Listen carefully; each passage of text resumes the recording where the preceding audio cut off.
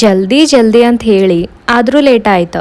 ನಮಸ್ಕಾರ ರೀ ಎಲ್ಲಾರ್ಗು. ಇವತ್ತೀಗ 2 years ಕಂಪ್ಲೀಟ್ ಆಯ್ತ ನಮ್ಮ ಮ್ಯಾರೇಜ್ಗ. ಅದಕ್ಕ ನಾವಿಬ್ರು ಡಿಸೈಡ್ ಮಾಡಿದ್ದು ಇವತ್ತಿನ ದಿನ ದೇವರ ಆಶೀರ್ವಾದದಿಂದ ಸ್ಟಾರ್ಟ್ ಆಗ್ಲಿ ಅಂತ.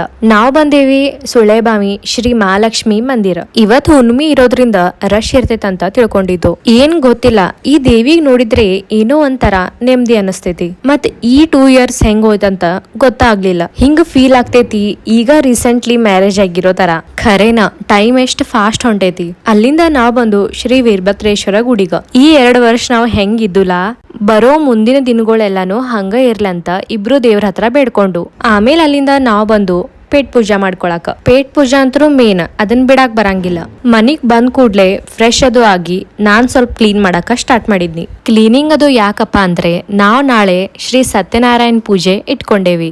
ದೇವ್ರ ಪೂಜೆಗೆ ಬೇಕಾಗಿರೋದೆಲ್ಲ ಕ್ಲೀನ್ ಮಾಡ್ಕೊನಿ. ಮತ್ತೆ ಇವತ್ ನಮ್ದು ಆನಿವರ್ಸರಿ ಇರೋದ್ರಿಂದ ಅನ್ನು ನಮ್ ಇಬ್ರಿಗೂ ಚಾಕ್ಲೇಟ್ ಪ್ಯಾಕ್ ಮಾಡಿ ಕೊಟ್ಟಿದ್ದಾಳ. ಆಮೇಲೆ ಈವ್ನಿಂಗ್ ನಾವಿಬ್ರು ಬಂದು ಮಾರ್ಕೆಟ್ ಪೂಜೆಗೆ ಬೇಕಾಗಿರೋದೆಲ್ಲ ತಗೊಳಕ.